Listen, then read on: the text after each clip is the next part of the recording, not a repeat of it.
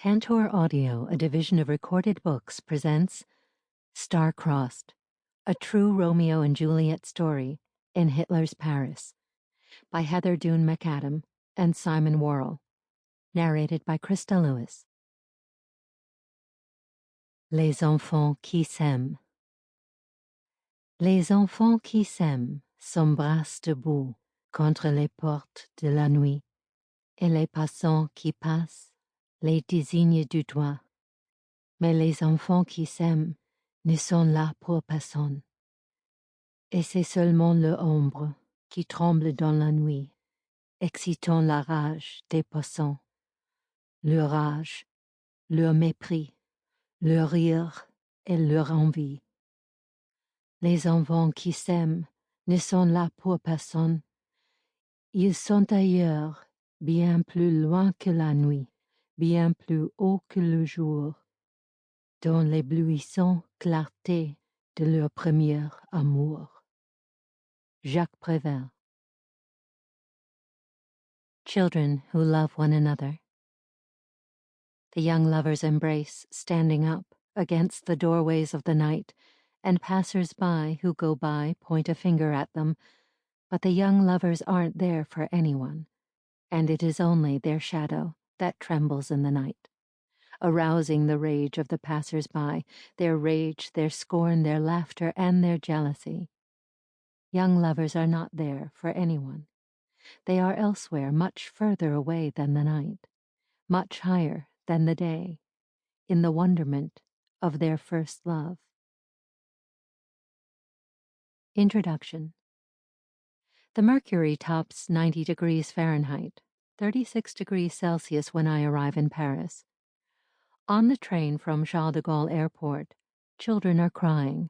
Old people sit hunched over, sweating and exhausted.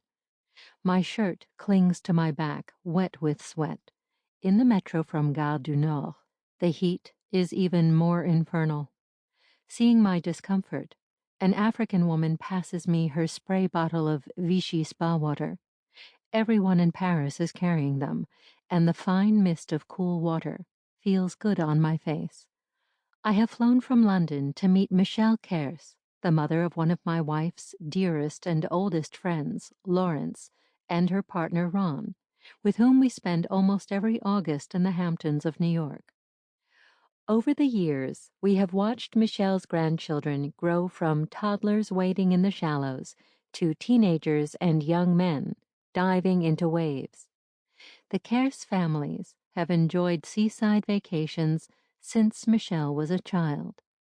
Arriving at Michelle's spacious apartment in Montmartre, we sit at a large dining table covered in letters, newspaper articles, and photos of Annette. A vibrant 91-year-old who still travels to play bridge tournaments, Michelle is the younger sister of Annette Zelman, the heroine of our book.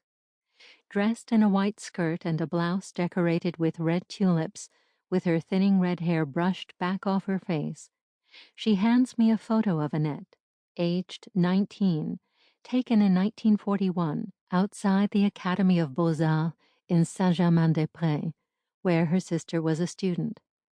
A radiant Annette stands in front of a marble column, wrapped in a billowing brown and white check pattern outfit, cinched at the waist. I helped her sew that dress, Michelle says with a smile. She made all her own clothes. Over the next 5 hours, the memories pour out while I film and record her. Worried that she must be exhausted by the heat, I suggest we take a break at midday, but she insists that we continue. She has wanted to tell Annette's story for many years. She is not going to let a heat wave stop her now. It is 5 in the afternoon when I finally kiss Michelle goodbye on both cheeks in the French fashion. I tell her that Heather Dune and I think there is enough material in her archive for a book and we would like to write it. She smiles and nods. It is so important that the world knows Annette's story. She touches my arm. But don't wait too long. I am 91 years old. She is now 94. Simon Worrell. Act 1, 1941, Paris. Annette. Flore was a place halfway between a workers' cafeteria and a cenacle where fantastic, madly interesting people met. Simone Signoret. Paris, January 1941.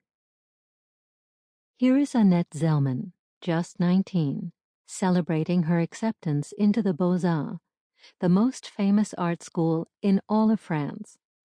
She has only been in Paris for a month, and already she has found her niche. Her mane of thick, dark blonde hair gleams in the sunlight, pinned in a fashion all her own, curls akimbo. A headband hauls them back off her face. Almost. She is still a teenager. Her baby fat has not yet fallen from the cheeks of her face. Her eyes squint in the winter light and crinkle in a full-on smile. It is cold out, but today is a day for photos, a day to celebrate. Annette is starting her first semester at the Beaux-Arts. The announcements have been made. She is going to be an artist. They are artists. Another of the newly accepted students, Salvatore Baccarice, has a camera and has coaxed Annette to pose with the sculpture she drew for the entrance exam. He has a roll of film he wants to develop, with a few frames left to spare, and is eager to preserve the memory. He already has a crush on the vivacious Annette. The courtyard of the Beaux-Arts is a forest of classical Greek and Roman sculptures. Annette quickly discards her woolen coat and climbs onto the pedestal of the Discobolus statue. She swings her arm around the thick marble neck, presses her head against the figures, and arches away, as if she is a bow being pulled into his embrace. She had never drawn anything so complicated before. Her parents are tailors, so she is more versed in patterns than physique, but she smudged and shaded his rippled washboard abs, his swollen biceps, dimpled butt, his penis. She had never drawn a penis before. She looks as if she might be in love with him. Perhaps she is. He is the reason she is here. Now, the reason for her success. She is laughing, always laughing, linked in this pas de deux, her partner frozen in time. The camera clicks. Salvatore winds the film. Your turn, we can almost hear Annette say to her new friend Yannick Bellon. 16-year-old dark-haired beauty Yannick hugs the discus thrower and smiles down at the newly named artist as Annette looks up at her friend, beaming. There is another metallic click, then a plastic whoosh as Salvatore winds the film forward to the next frame. When he looks up again, Annette has her coat back on, buttoned up to defend against the bitter air.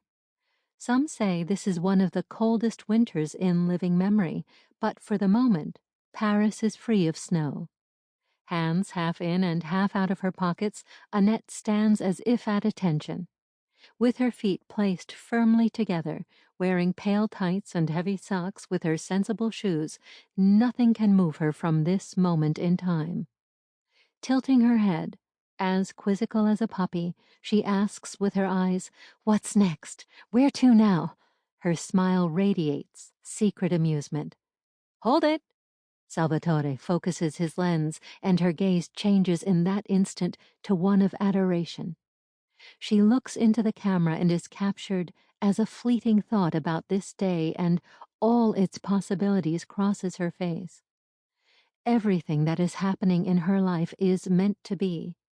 Even the friend who is memorializing it all on black and white Agfa film, even the curl that falls across her cheek as the shutter clicks. Perfect. They are all laughing now. What is not to laugh about? They are the crème de la crème. They belong here.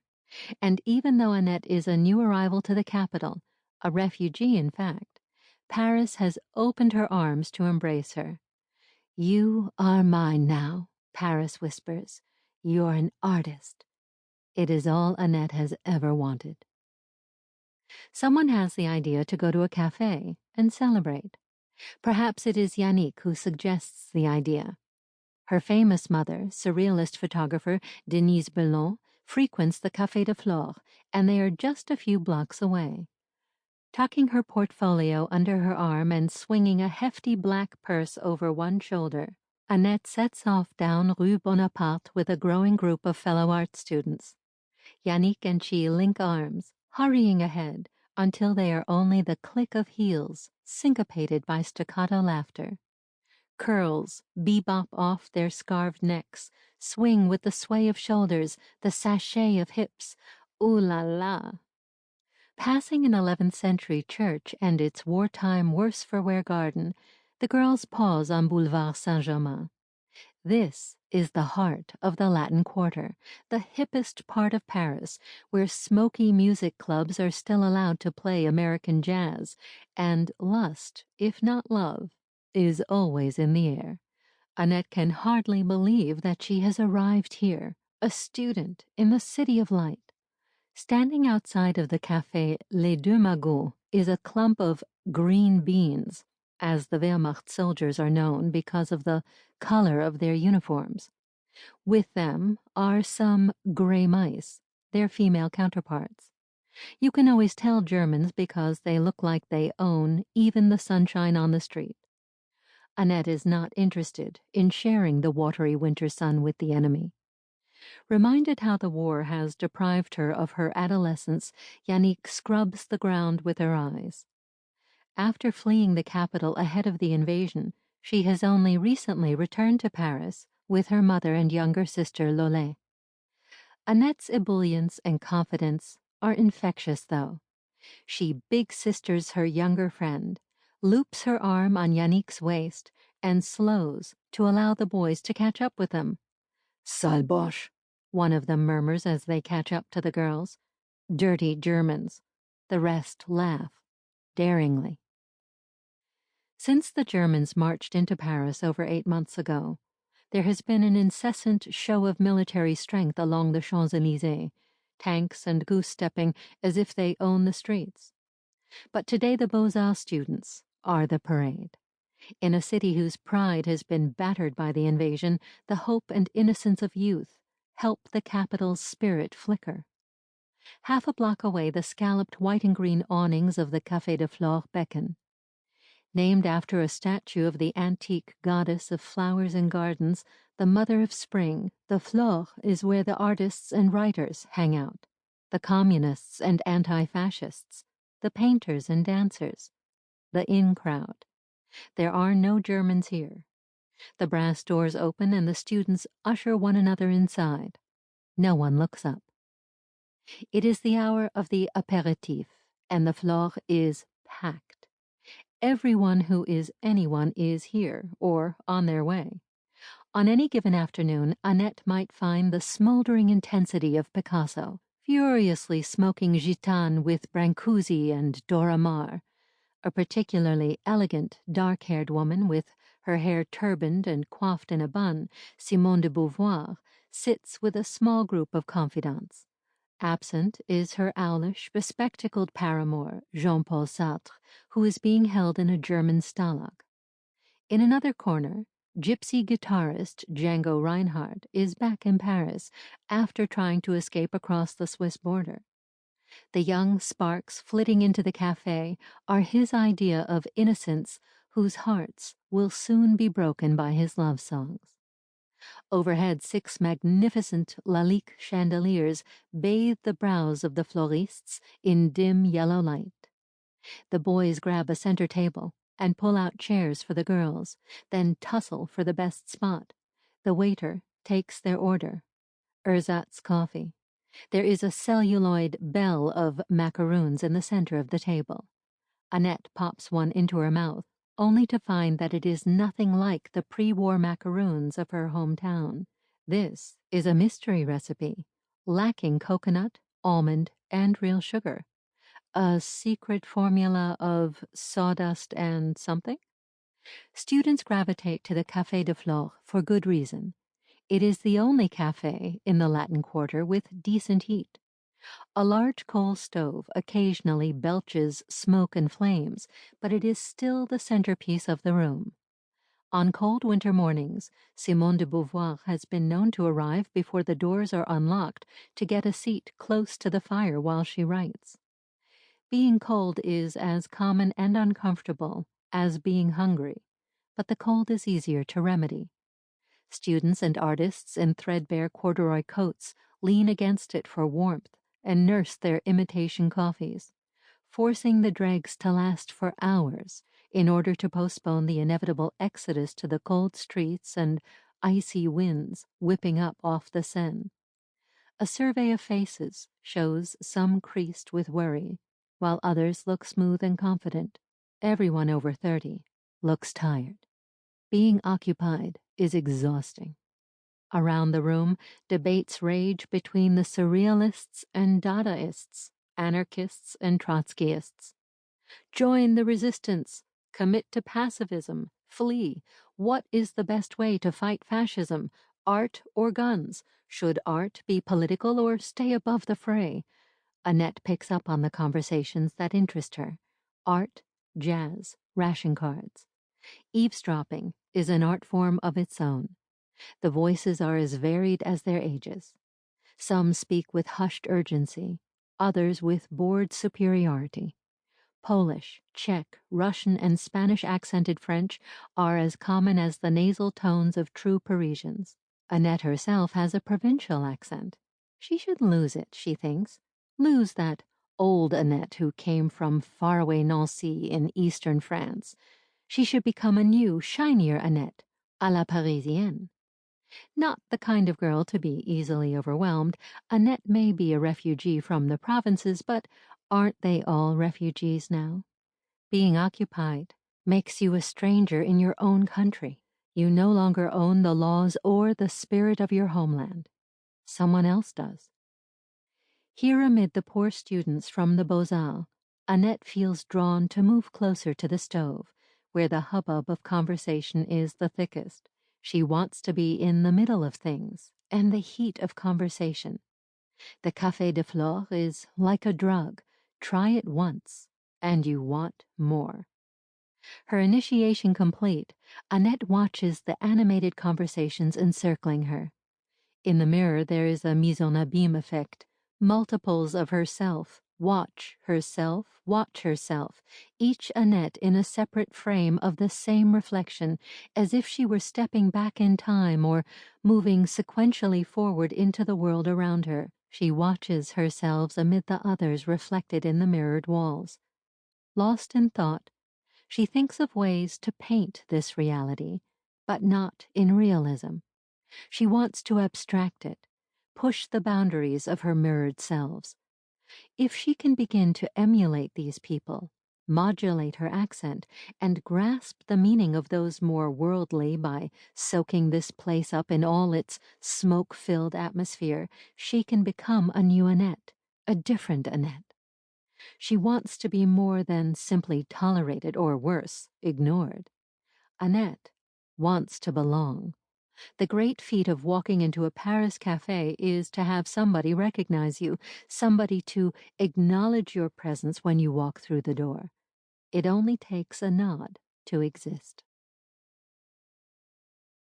Petit matin du Flore, in the small hours at the Flore. In fairy tales, the pumpkin carriages take you to Maxime's, but there are others that take you to the Flore, to princes who are handsome, intelligent, gifted, generous, funny, and poor. Simone Signoret.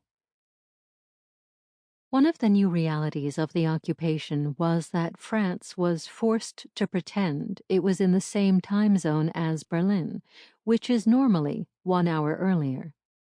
That meant winter nights fell earlier than ever, a metaphor for the dark mood infecting the city.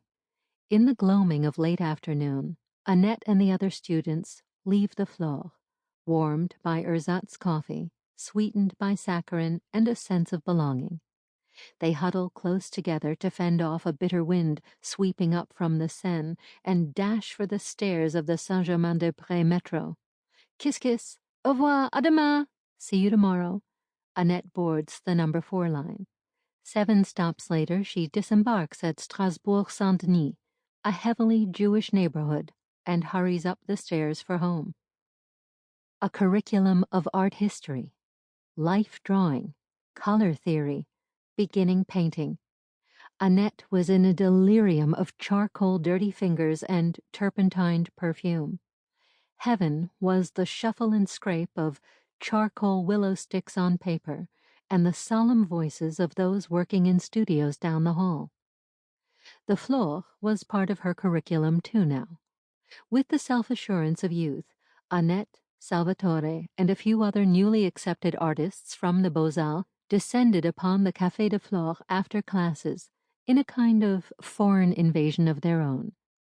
Perhaps one or two waved to someone they knew, but the students formed their own clique. Once inside the brass doors, they claimed a table as near as possible to the coal stove, near another group consisting of well-educated, eclectic, and wealthy young Frenchmen. Both groups had one thing in common. They were all trying to establish themselves amid a world gone mad. Within a few weeks of discovering the Café de Flore, Annette met a stylishly dressed Jewish girl who was studying at the Sorbonne. Bella Lempère was tall, smart, and a Trotskyist. Girls bond in situations where they are the minority. Bella Lempère, Yannick Bellon, and Annette found themselves not only to be kindred spirits, but among kindred spirits. Bella was studying philosophy and was friends with the well-educated young men at the table next to the Beaux-Arts students. Among them was Bella's neighbor, an up-and-coming filmmaker and ethnographer named Jean Jausion. Annette began table hopping. Yannick joined her. Jean Jausion had a seductively exotic life story. His father worked as a marine biologist on an Antarctic exploration ship called the Pourquoi Pas? Why Not? Captained by the legendary French explorer Jean-Baptiste Jacot. After the voyage, a shipmate introduced his sister to the young scientist, and they were married. Born in Paris in 1917, Jausion spent much of his childhood accompanying his parents to places like Casablanca and Greece. During his studies at the Sorbonne, he and his friends became familiar faces in the hip circles of Montparnasse, cruising the latest surrealist art shows or hanging out at the hot Club de France in Saint-Germain, listening to gypsy jazz by Django Reinhardt or the latest American swing bands. Jausion also painted, wrote sentimental poetry, and loved the cinema. He watched every film on offer at the Cinémathèque Française and was keen on photography. At one point, he bought a camera in a Paris flea market and began to make nocturnal trips to the Luxembourg Gardens, hoping to emulate Brassai's night photos of Paris. Like many of the surrealists, Jausion was fascinated by La Nègre, African art. It was in the jazz he heard at Hot Club de France, in the African masks that inspired Picasso, and in the dancing on Rue Blomet, where the mixed-race crowd danced freely together. Yannick Bellon was only 16, but liked to espouse free love. Coming from a sophisticated artistic family, she was more worldly than the older girls. Annette found her amusing and charming. 6 years older than Yannick, raven-haired Bella Lempère was an activist and a fashionista who wore trendy round shades over her eyes and a man's zoot-suit jacket. Bella was the epitome of cool, a zazou. Being a zazou was about being free. Young Parisians adopted this new fashion aesthetic as a form of rebellion and resistance. Zazous got their name from the swing song by American jazz artist Cab Calloway called Zaz-a-Zaz. Anything American was anti-German. Zazou men wore their hair past their ears and slathered brilliantine to shine and shape it in what was known as la mode. Their trousers were drainpipe style, wide at the top, tapering in at the ankles, and cinched tightly at the waist. Their shirts had high collars kept in place by a pin and When they could afford them, the Zazous wore suede shoes with brightly colored socks. Sporting different fashions was part of the fun. Zazou women wore their hair shoulder length or teased high over their foreheads. Blonde was their go-to color. Sunglasses were round and dark. Lips were bright and red. In defiance of the fabric rationing imposed by the Nazis, they wore their skirts full and dresses full-skirted. The more pleats the better, and, for some reason, brown and white check was the pattern for these rebels. This was not just a fashion craze, though. As Jean Rouch recalled, our only weapon was the scandal of our outfit. For quite naturally we had found a path of protest by taking the opposite view of the appearance of German soldiers of our age. We contrasted our long hair with their shaven necks, our long jackets, zoot suits, with their shaved jackets, our high-collared English shirts with their low necklines, our narrow trousers with their too wide breeches, our thick-soled English shoes, already the latest stocks from J.M. Weston, with their iron boots. Some of us had fought against them in the first round of the war, 1940-41, and we knew that for the time being we could only fight their blitzkrieg with swing, and against their goose step and Sieg Heil with our double step danced at the Boissière Club to the chanted silences of In the Mood. Bella had her Zazou look down. The only missing element was the bleached hair. Hers was ink black. Romanian by birth, Bella and her family had emigrated when she was a child. While she had grown up outside of Paris, in the middle-class suburb of Asnières, she was a chic city girl. When she began her studies, she moved to an apartment on Rue Saint-Jacques, near the Sorbonne. Bella was a regular fixture at the Flore and became one of Annette's closest friends. 2 years older than Annette, Bella had a bit more experience with men, but in the photo Rouch snapped of his friend, she looks more like a bookworm than a temptress. Bella and Annette were so lively and animated that Simone de Beauvoir noticed the blonde check, which was how she always identified Annette, and Bella, the little brunette with creamy skin, also Israelite and ravishing, whose boisterous laughter lit the room. The young women at the Flore were the planets that men circled like satellites. Not only were they beautiful and interesting, young and innocent, they were not your run-of-the-mill decadent artists, whom Simone de Beauvoir described as the shock brigade, pale-haired creatures, all to a greater or lesser extent ravaged by drugs, or alcohol, or just life, with sad mouths and shifty, restless eyes. Young Jewish women were seen as a little more exotic, independently minded, intelligent, and, their admirers hoped, sexually liberated. Attracting the attention of so many young intellectuals was an endorphin rush for Annette, Yannick, and Bella. 23 and world-wise, with a sportsman's physique and curly brown hair, Rouch was the epitome of the Montparnasse scene. Annette liked him at once. Besides working in the art studios at the Beaux-Arts, all she wanted was to hang out in some handsome guy's apartment, spin jazz discs, and discuss the Surrealist Revolution. Rouch had 2 especially close friends he called his copains comme cochons, or pig buddies, a French colloquialism for close friends. Pierre-Ponty and Jean Jausion studied together at the École nationale des ponts et chaussées, the School of Bridges and Roads, and had fought together in the defense of France. 20-year-old Claude Croutel, who was studying philosophy at the Sorbonne, was also part of Rouch's clique at the Flore, as was Claude's close friend Jean Jausion, a poet with elfin features and the lithe figure of a dancer.